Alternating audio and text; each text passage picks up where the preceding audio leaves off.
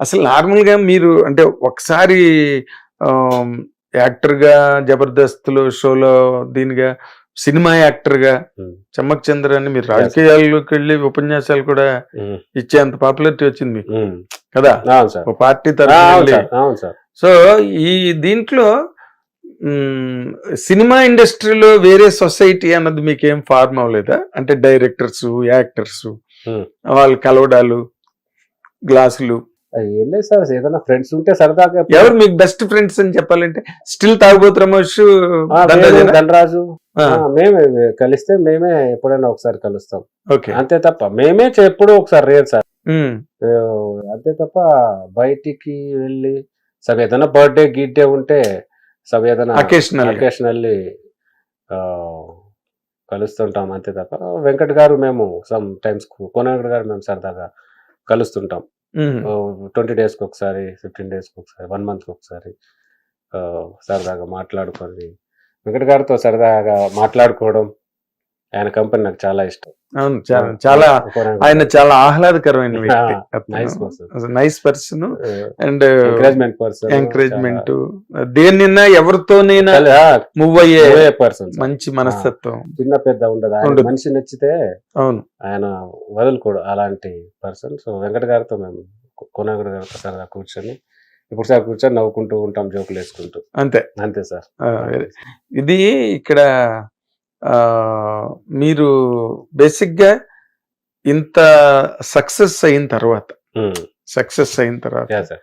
ఒకసారి వెనక్కి తిరిగి చూస్తే అరే అది అప్పుడు జరిగి ఉండకుండా ఉంటే బాగుండేది, లేకపోతే ఇది ఇలా జరిగి ఉంటే బాగుండేది, దీనివల్ల మనం ఈ మైలేజ్ మిస్ అయ్యాం, ఈ పాయింట్ స్కోర్ చేయలేకపోయి మనం దీనివల్ల అన్న ఫీలింగ్ ఎప్పుడైనా కనిపించిందా? అది ఏ విషయంలోనండి?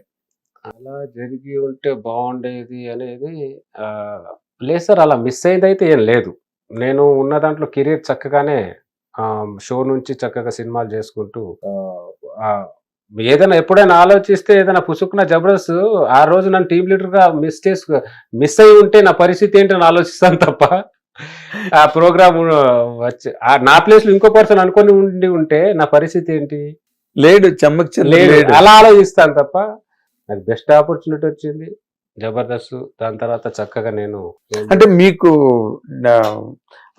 ఈ రన్నింగ్ కెరీర్ లో కూడా చాలా మందికి ఏదో స్ట్రాంగ్ గా నిలబడతారు కెరీర్ లో గానీ, బట్ డిసప్పాయింట్మెంట్లు ఉంటాయండి, అప్ అండ్ డౌన్స్ ఉంటాయి కదా, అప్ అండ్ డౌన్స్ డిసప్పాయింట్మెంట్స్ ఉంటాయి. సార్.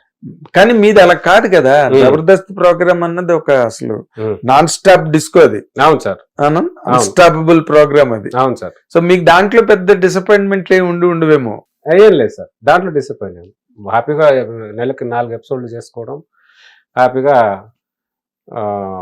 అంతే సార్. సో ఖాళీ ఉంటే సినిమాలు చేసుకోవడం, అలా చేసేవాళ్ళు. ఇప్పుడు ది జబర్దస్త్ ప్రోగ్రామ్ వల్ల సినిమాలకి డేట్స్ చేయలేకపోవడం కానీ, లేకపోతే సినిమాల వల్ల జబర్దస్త్ ప్రోగ్రామ్ సఫర్ అవడం కానీ అలాంటివి ఏమైనా జరిగాయండి? సమ్ టైమ్స్ డేట్స్ ఇష్యూ వస్తాయి సార్, బట్ ఏంటంటే ఇప్పుడు అక్కడ నేను ఊరికే స్కిట్లు నేను చేయలేను సార్, అప్పటికప్పుడు రాసి. నాకు ఫస్ట్ నుంచి ఒక స్టైల్ ఏంటంటే 1 వీక్ బిఫోర్ నేను స్కిట్ రాసేసుకుంటాను. 1 week before with bound script నా చేతిలో ఉంటే, బాండెడ్ స్క్రిప్ట్ నా చేతిలో ఉంటే అది నేను చేస్తాను. ఊరికే రాసి నేను చేయలేను, అది నా వల్ల. సో అది నేను రాయడం కొద్దిగా బర్డన్ సార్. ఓకే, అందుకోసం కొద్దిగా రిలాక్స్ అవుదామని బయటకు వచ్చేసాను అప్పుడు. ఇది జబర్దస్త్ జబర్దస్త్ నుంచి టీవీ షోస్. దాని తర్వాత బయటకు వచ్చిన తర్వాత ఫర్దర్గా మూవీస్ ఎలాగో హ్యాపీగా వస్తున్నాయి కాబట్టి సర్లే 4 రోజులు మూవీస్ చేద్దాం ప్రశాంతంగా. మనకు ఫర్దర్గా మన లైఫ్ కెరీర్ ఏదైనా ఇబ్బంది ఉన్నా మన టీవీ ఛానల్ బ్యాకప్ మనకు ఉంటుంది, మనం ఏంటో తెలుసు, ఆల్ బ్యాక్ ఉంది, మనం ఎలాగైనా ఎంతో కొంత బాగా చేస్తాం, మంచి డెడికేటెడ్ రికగ్నిషన్ ఉంది మీకు, ఉంది. టీవీ ఆడియన్స్ నాకు ఉన్నారు, చంద్ర చేస్తున్నా అంటే నలుగురైనా వచ్చి కూర్చొని చూస్తారు కాబట్టి నో ప్రాబ్లం, 4 సినిమాలు చేద్దాం, ఫర్దర్గా ఏదైనా ఉంటే అప్పుడు. అంటే కేవలం రాయడం అన్న బర్డెన్ వల్లే మీరు జబర్దస్త్కి రాయడం కొద్దిగా వర్క్ ఉంటుంది సార్ అక్కడ, షూర్గా వర్క్ ఉంటుంది. ఊరికే చేసేస్తే స్కిట్లు ఎలా ఎక్కడికి వెళ్తాయి సార్. ఏం వెళ్తాయి దాని మీద బాగా వర్కౌట్ చేయాలి కదా. దాన్ని వర్కౌట్ చేయాలి, డైలాగ్ మాడ్యులేషన్ ఆర్టిస్ట్ నేర్పించాలి, పొద్దున్న నుంచి రిహార్సల్ చాలా ఉంటాయి సార్. అదే మన దాన్ని ఏమంటారు వర్క్ షాప్ వర్క్ షాప్ రాయడం ఒక ఎత్తు అయితే, స్కిట్ రాయడం ఒక ఎత్తు అయితే, ఇంకా మళ్ళీ రిహార్సల్ మాడ్యులేషన్ ఆర్టిస్ట్లకి ఈ క్యారెక్టర్ నువ్వు అలా చెప్పు, ఇది చెప్పు, మొత్తం యాక్ట్ చేసి చూపించాలి. అమ్మో, సినిమా కెరీర్ లో ఇప్పుడు మీరు బాగా నిలదొక్కున్నట్టేనండి. పర్లేదు సార్, గోయింగ్ ఆన్, పర్లేదు, బాగానే వెళ్తుంది. 4 సినిమాలు చేసుకుంటున్నాను. ఎన్ని సినిమాలు కంప్లీట్ చేశారండి? ఐ థింక్ అప్రాక్సిమేట్లీ 60 మూవీస్ వరకు ఉంటూ 70 నాకు లెక్క పెట్టుకోలేదు sir. Okay. So going on sir, ఇబ్బంది అయితే లేదు. బెస్ట్ ఫిల్మ్ అని చెప్పుకోవడానికి మీరు? బెస్ట్ ఫిలిం సార్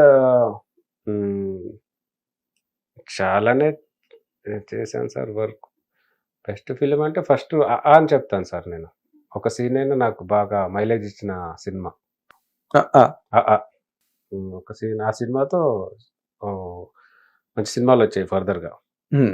దాని తర్వాత అదే చాలా వేరే సినిమాలో మంచి క్యారెక్టర్ చేశాను, కానీ బెస్ట్గా అది మనకు మీకు మనసుకి బాగా నచ్చింది. ఇప్పుడు ఎవరన్నా సమ్ పర్సన్స్ అవుట్ ఆఫ్ ఏదైనా ఎయిర్పోర్ట్ లో కలిసిన, సమ్ ఏదైనా షాపింగ్ మాల్లో కలిసిన ఒకటి ఆ సినిమాలో మిస్సింగ్ చాలా బాగుంటుంది అంటే ఆ సినిమా చెప్తారు. కరెక్ట్. కాబట్టి ఇట్ ఈస్. ఇప్పుడు మీరు రైటింగ్ హ్యాబిట్ ఉన్నదాన్ని ఒక లెవెల్ వరకు మీకు జబర్దస్త్లో అడుగుపెట్టి మీ లైఫ్ బాగా అన్ని రకాలుగా స్టెబిలైజ్ అవడానికి బేసిక్ గా మీ రైటింగ్ వర్క్ మీకు హెల్ప్ అయింది. అవును సార్. కదా. అవును. ఇప్పుడు ఈ స్టేజ్ కన్నా ఎక్కువ రెమ్యునరేషన్ ఫైనాన్షియల్ గా ఇంకా బాగా క్లిక్ అవడానికి మీరు సినిమా స్క్రిప్ట్ ఆ వర్క్ అటు పక్క మీకేం మనసు పని చేయలేదండి? సినిమా ఒక స్క్రిప్ట్ చేశాను సార్, ఒకటి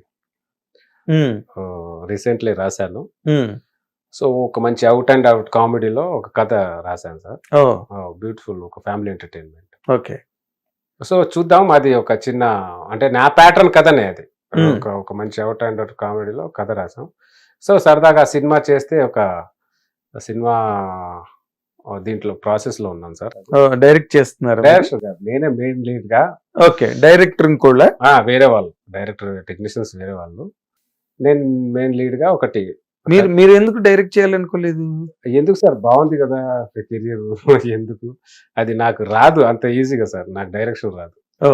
నాకు అది పెద్ద జాబ్ సార్. నేను very honest man. Yeah sir, నేను దాన్ని చాలా గౌరవిస్తాను. అది యాక్షన్ కట్ చెప్పడం అంటే అది అంత చిన్న వాళ్ళు చేయలేరు సార్, నాకు రాదు అది. యాక్ట్ చేయమని చెప్పండి, ఎలాగని యాక్ట్ చేస్తాం, ఏదైనా రాయమని చెప్పండి రాసాను. అంటే ఇప్పుడు కొత్తగా అంటే అఫ్ కోర్స్ యంగ్ బాయ్స్ వచ్చేసారు షార్ట్ ఫిల్మ్స్ చేసి. యా సార్, బ్రహ్మాండమైన ఇన్స్పిరేషన్, మంచి స్పీడ్ వచ్చారు ఇండస్ట్రీకి. వాళ్ళకి కొంతమంది సీనియర్ కో డైరెక్టర్లు, ఎందుకంటే చాలా మంది ఖాళీ అయిపోయారు ఈ మధ్య. అవును సార్, అవును, చాలా మంది ఖాళీ అయిపోయారు. సో వాళ్ళు ఈ విధంగా మళ్ళీ అకామిడేట్ అవుతున్నారు. అవును, అవును, యంగ్ డైరెక్టర్ కి హెల్ప్ చేయడంలో బిజీగా ఉంటున్నారు. అలాంటి ఆలోచన మీకు రాలేదంతే? రాదు, అది ఎప్పుడు భయం సార్ నాకు. డైరెక్షన్ అంటే అసలు భయం నాకు. ఇప్పుడు ఎవరు మనం సపోర్ట్ చేసినా మనకు క్లారిటీ ఉండాలి. ఆ క్లారిటీ నాకు లేనప్పుడు నేను ఏదో అటెంప్ట్ చేయాలి దాన్ని. అన్నవాడు అంటాడు కావాలంటే డైరెక్ట్ చేయను అంటే, ఆ క్లారిటీ మనకు ఎంతో కొంత మినిమం ఉండాలి. ఇంకా రాలే దాని మీద క్లారిటీ. వచ్చిన తర్వాత అప్పుడు ఏదన్నా ఆలోచించవచ్చు, దాన్ని చక్కగా నేర్చుకుని, ఓహో ఇదా, ఈ షాట్ ని ఇలా అంటారా అలా అంటారో తెలుసుకున్న తర్వాత ఓకే, అప్పుడు మనం యాక్షన్ కట్ చేస్తే పక్కన ఎవరు కామెంట్ చేయొద్దు. కరెక్ట్. ప్రతి షాట్ అంత పెర్ఫెక్షన్ అది లేకపోతే మనం కామెంట్ చేశారంటే నీకు రాదురా బాబు, నీకు తెలుసుకోవాలి. అందుకే నాకు భయం సార్, నాకు రాదు అది డైరెక్షన్. అదేలేండి. కానీ జబర్దస్త్ ప్రోగ్రామ్ వరకు కూడా నాగబాబు గారి పట్ల అందరూ చాలా గ్రేట్ఫుల్ గా ఉంటారు. అవును సార్, కదా. అవును. కారణం ఏంటండి? కారణం ఏంటంటే సార్, నాగబాబు గారు మాతో పిల్లలతో అంతా కలుపుకొని సరదాగా అందరినీ చక్కగా కోఆర్డినేట్ చేసేవారు జబర్దస్త్ లో. ఆయన భయంతోనే జబర్దస్త్ చాలా సంవత్సరాలు చాలా బ్యూటిఫుల్ గా నడిచింది. ఆయన భయం వల్లే ఒక 2 ఎపిసోడ్లు బాగా రాకపోతే డోర్ వేసి అందరినీ క్లాస్ వీకేవారు ఆయన. ఓ కాబట్టి ఆయన ఆ, పిల్లల్ని సరదాగా అంతే సరదాగా ఉండేవారు, వర్క్ విషయంలో అంతే స్టిక్గా ఉండేవారు ఆయన. సో నాగబాబు గారు పిల్లల్ని అందరినీ చక్కగా చూసుకొని భలే ఎంకరేజ్ చేసేవారు. బ్యూటిఫుల్ జడ్జ్ ఆయన, పర్ఫెక్ట్ జడ్జ్. అవును. జబర్దస్త్ సార్. రోజా గారు కానీ ఆయన కానీ బ్యూటిఫుల్ కాంబినేషన్. శ్యామ్ గారు హైపర్ అది ఒక ఫంక్షన్ లో మాట్లాడుతూ ఆ సినిమా ఇండస్ట్రీలో చిరంజీవి గారు Hmm. ఎలాగైతే ఎంతమందో సక్సెస్ కి Hmm. కారణం అయ్యారో Hmm. అలాగే టీవీ ఇండస్ట్రీలో నాగబాబు గారు అలాగా Hmm. మేమందరం ఆయన వల్లే Hmm. సక్సెస్ అయ్యాం బాగా అని చెప్పి మాట్లాడాడు ఓకే. హైపర్ అది. Yeah sir. అందుకని అడిగాను యా అన్నమాట. సార్. అయ్యో నాగబాబు గారు జబర్దస్త్ పర్సనల్ గా ఆయన ఎంతో ఒక హోమ్, తన సొంత బ్యానర్ లాగా, హోమ్ ప్రొడక్షన్ లాగా ఆయన డీల్ చేసేవారు. Hmm. అంటే పిల్లలతో అలా చక్కగా ఉండేవారు, అలా చక్కగా వర్క్ చేయించేవారు, సరదాగా నవ్వించుకునేవారు, నవ్వేటప్పుడు నవ్వేవారు. బట్ వర్క్ విషయంలో చాలా అంటే మనకు ఇది ఒకటే అనేవారు, మనకు చాలా బెస్ట్ ఆపర్చునిటీ రా మీ అందరికీ, అందులో అంత బిగ్ ప్రోగ్రామ్, అంత బిగ్ హిట్ చేసిన ప్రోగ్రామ్, మీరే ప్రోగ్రామ్ని కిల్ చేయకండి, అంత అంత వైల్డ్గా సౌండ్ ఇచ్చారు ఈ ప్రోగ్రామ్తో, దాన్ని ఇంకా మనం పెంచుతూ వెళ్ళాలి తప్ప ఇంకా డౌన్ చేయొద్దు, కష్టపడదాం, చేయండి. ఆయన థీములు చెప్పేవారు, ఆయన కొన్ని ఇచ్చేవారు, ఇది చేయి, ఒక టీం లీడర్కి అది చేయి అని ఒక్కొక్క థీమ్ ఆయన ఇచ్చేవారు సొంతంగా. ఆయనకి బేసిక్ గా కామెడీ అంటే చాలా ఇష్టం. చాలా మంచి హ్యూమరస్ పర్సన్ ఆయన.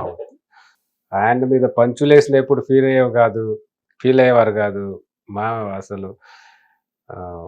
It was beautiful journey sir. Nagababu గారు కానీ రోజా గారు, మా జర్నీ ఒకసారి గుర్తు చేసుకుంటే పాత స్కిట్లు చూస్తుంటే అవును, that was golden time. Golden time, golden time. Shyam గారు బ్యూటిఫుల్ మల్లెమల్ల బ్యానరు, ఏం కావాలన్నా పిల్లలకి షోకి శ్యామ్ ప్రసాద్ రెడ్డి గారే హ్యాండిల్ చేస్తారండి లేకపోతే వాళ్ళ అమ్మాయి?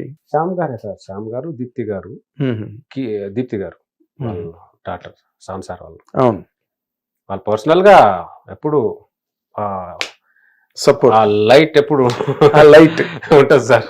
గ్రేట్, మంచి మాట, లైట్. అలా వేసి ఉంచేవారు అందరి మీద శ్యామ్ గారు.